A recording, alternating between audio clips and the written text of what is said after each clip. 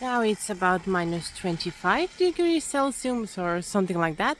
And in this weather, the all the plants are getting amazing frost. And that's what I want to show you today, because this is something is happening only when it's really deep cold minus degrees. When it gets warmer, you don't see that anymore, and the wind blows away immediately when it comes. So look at those plants. Let me zoom it up. You see? This little, every little like branch is filled up with snow. I will try to get closer. Let's see how badly I will sink in snow. Quite badly. We need more light. Let me see if I can have another spot where I can show you how amazing these plants are. You see the trees? They are stunning.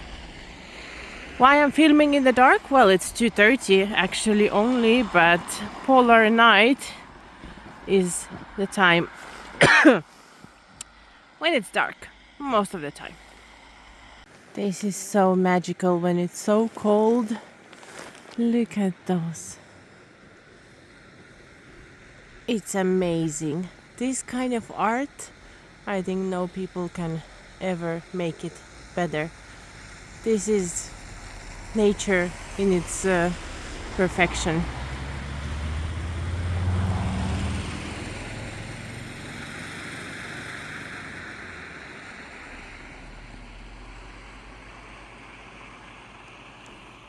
Here you can see these plants very well.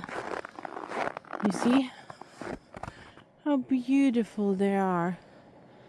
And they are easy to break, but somehow in the winter they survive, and they're just standing like this as decorations. This is stunning. And this is not snow, it's a kind of, it is frost. So it's not that the snow has been falling on and kind of got stuck.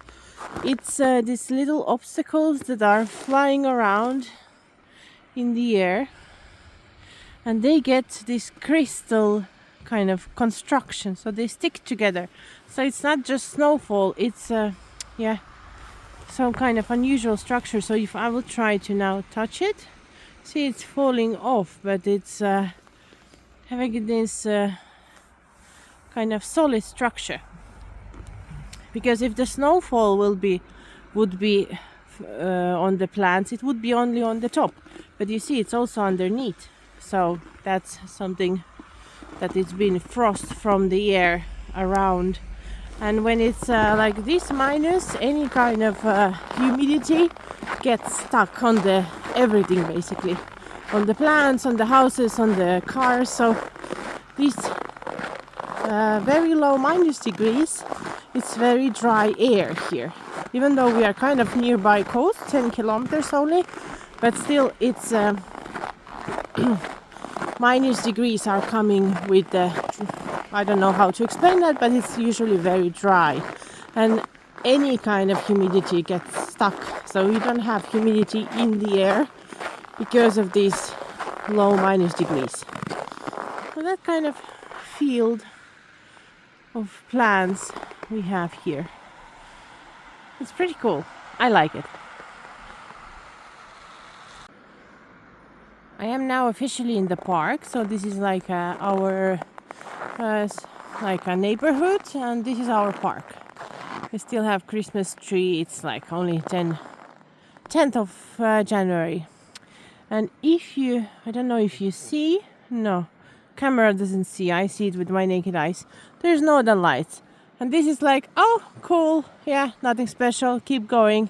For us, northern lights are not something we run out and take pictures. Usually we don't take pictures, and we are just like, yeah, it's everyday thing. Sometimes it's stronger, sometimes it's less stronger, but you have seen it 1,000 times. So yeah, it's okay. It's beautiful. We still look at the sky when there is northern lights, but we don't get so crazy excited and all like, oh my god, northern lights. No, we don't do that. It's getting used to that. when I moved to the north, I was also the one who was changing all the lights, running around with camera. But nowadays I'm like, oh, it's there, super cool. Going in. Here we have a kindergarten. See, they have a proper light because children are supposed to go out to play, no matter what are the degrees. You just need to have a proper clothes. So children always need to go outside for play time. That's why they have this amazing light. Otherwise, it's just too dark all the time. And sometimes people ask, like, why do I live here? Like, good God, in this dark, cold area. It's also absolutely beautiful, for my opinion. That's why I live here. So it's not, we don't suffer of this coldness. We are used to that. We know how to survive with it. And we don't like when it's minus 30. But when it's minus 10, you feel it's hot because your body is getting used to minus 30. So it's different type of life living in the north without light and in the cold. But in the summer, it's again super fascinating with all the polar day and possibilities for hiking. Now I want to show you.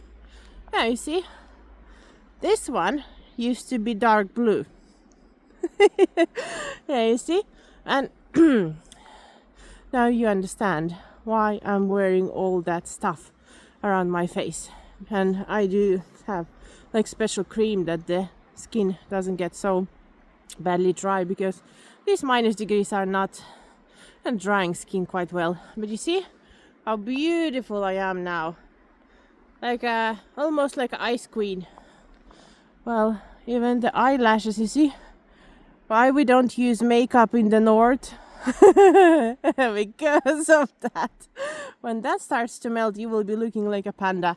So forget makeup when you come in the north in winter. Just forget it. It's just pointless. It will be all over your face because your eyelashes will be white anyway. Yeah, welcome. I am now in the local playground for children. And there is nobody. I guess it's too cold. When it's like, getting a little bit warmer, maybe children will come here. At the moment, it's pretty empty. But you can see on the steps, on the snow, so children have been here. But it's, let's say more popular in the warmer period. And this one, that's for hiking. So you see a lot of footprints. In Norway, people go for a walk every day, most of the people. So it's okay. It's cold. You just need a proper clothes, a little bit more wool than usually. And you see these tracks where people are walking, they are used. So it's not just me, crazy person here in minus 25. It's like locals. It's normal, you see? The tracks are going there, going up, and here you actually have a track for the skis. And this is the track where you should not walk officially because it's made for the skis. You see this kind of pattern? That kind of stripes? That's the special machine who has made this track for the skiers. But according to the steps everywhere, people are still using this for walking. Here we have a track for rabbits, or I think in English it's called hare. I don't know. Sorry, my English is not always good. My pronunciation sucks sometimes. But you see, that's definitely a rabbit track. And here is the track for the lonely rabbit. You see this kind of, that's very typical for this hare, whatever that animal is called. Let's say wild rabbit. And you see, ski track. I used to be quite fan of the skiing, cross-country skiing, but not in minus 25, because then you need to have a special things on your skis, otherwise they don't slide. Like you have to put some kind of liquid or moisture on the skis, otherwise you just don't slide anywhere. Yeah. Oh, well, we are in Norway, so some kind of Viking ship for children to not forget their ancestors, I guess. I'm not sure what was the intention. But yeah, this kind of neighborhood I'm living in. We have everything. We can have a walk. Not many people are now at the walk, but it's 3 o'clock in the daytime, so it means people are coming from work at the moment, going to eat and so on. So I'm quite sure in the evening there will be more people for a walk, especially with dogs. But yeah, it's a daytime for us. This one is super popular in the summer, this children area. Yeah, obviously waiting for that. We all are, let's say honestly, we all are waiting for summer. Because summer here is just stunning, but winter is beautiful. I feel that I need to correct myself. We are not waiting for summer. We are waiting for a bit warmer degrees, like minus 10 degrees Celsius, and we are waiting for sun. So we are waiting for February, when it will be about minus 10, minus 15, and sunny until 3 o'clock, 4 o'clock. Then that's magical, because then you can try a snowmobile, you can go snowshoeing, you can skiing, everything. So we are waiting for that. Here in the north, people don't struggle the winter. They enjoy it. And that's what I learned here living in the north. You just have to find the ways, you have to find the clothes, you have to find the activities you like to do outside the way you want to do it. Not kind of being, oh my God, it's cold, I need to stay inside. Then you should not live in the north. You can't stay half year inside. So yeah, I think it's just a matter of attitude. Yeah. You see how beautiful my eyelashes are getting. Oh my gosh. Yeah, lovely, isn't it? It's cold. Just believe me. I want to show you what I'm knitting at the moment. By the way, do you know why this kind of is? You see that this ribbing is kind of going that direction. I haven't understood why it's getting like that. It should go straight. Oh well. This is jumper out of quite many yarns. I'm mixing them all together. And here I want to make like a lace pattern. You see there is a cross. The problem is that for the lace work, you should have this as a purl, not knit stitch. And I have knit. So now I'm not sure how this jumper will look like, because you see, of course, these cables are kind of dragging it like this. But I hope it will kind of stretch down and it will look, well, hopefully nice. I don't know. Yeah, I'm using needles. Well, the worst thing that can happen, stitches are escaping, but I'm using needles 9, so it's really really thick, because for these degrees we need really thick jumper. This is for my boyfriend, and I'm using, this is Novita, it's a hygge wool. Then I'm using some kind of drops snow. It's still with me, even though I might not necessarily like it. This one is darker than that one, but it's the same.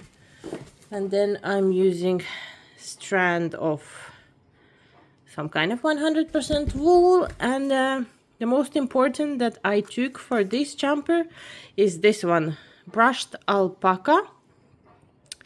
And it's 96% brushed alpaca. And this is super warm. That's why I decided to have it here, so it will fill up all the gaps and it will be actually really warm. And this lace design, what I am trying to do here, I found it in this book. And this is, I think she's Norwegian, but this book is from 1998, and it was really difficult to find. And thanks to eBay, I found it in United States. Let me be honest, the shipping costs were higher than the book itself. Well, it was coming from US to Norway, which I understand, also with taxes probably, something.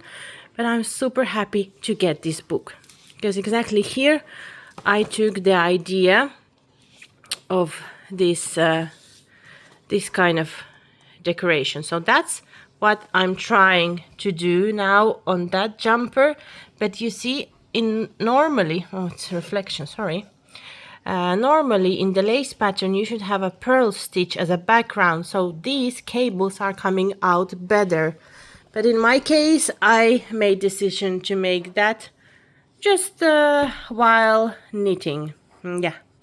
And I really like this book that it's showing from where this kind of lace works inspirations for the knitting has actually came from. For example, I think this one is from England, that helmet. This is from Gotland, which is island in Sweden, in Botnian Sea. So yeah, it's amazing. I usually need only that. I can knit based on the picture. These I don't really like, I understand, I get frustrated when I'm reading them. So it's basically only these kind of patterns that I need to see, and then I can more or less calculate. But of course it's easier to here calculate, okay, I need here 4 stitches and here it should be 6. But the book is amazing and it's in such a good shape, even though it's old. I even got this special page with yarn information. This is stunning. It was brand new, you know, because for me it was, I really wanted this book. I couldn't find anything similar that would be having a lot of Viking patterns in the knitting book.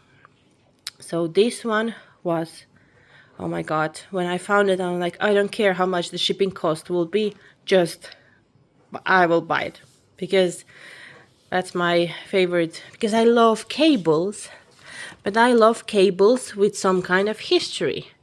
Like, you know, this kind of, not just cable, but they have to be a Viking style cable. You see this kind of pattern is actually coming from whatever stones, or there is also history, like where they has been found, where they have been in the stones or any other places in the objects found from the Viking burials. So this is like a history and knitting together. So definitely, if you ever get a chance to see or just go through this book, just go for it. If you especially like these Viking symbols, absolutely worth it. I am on my way to work. It's 5 o'clock, but I saw northern lights, like really cute, beautiful ones. So let's see if my camera can take that. And yeah, let's go. I need to pack first. Yeah, my car is showing -27, for Christ's sake. Yeah, so I need to pack up a little bit and then let's go out. Oh well, I see my camera is not the best for the northern lights, but they are here. It's cool. Something is blinking. I don't know if that's a star or something, but here on the right side, that's a star for sure. Yeah. Not so strong as it could be. Let me take maybe a picture will be better. I will put it if I get a nice picture here.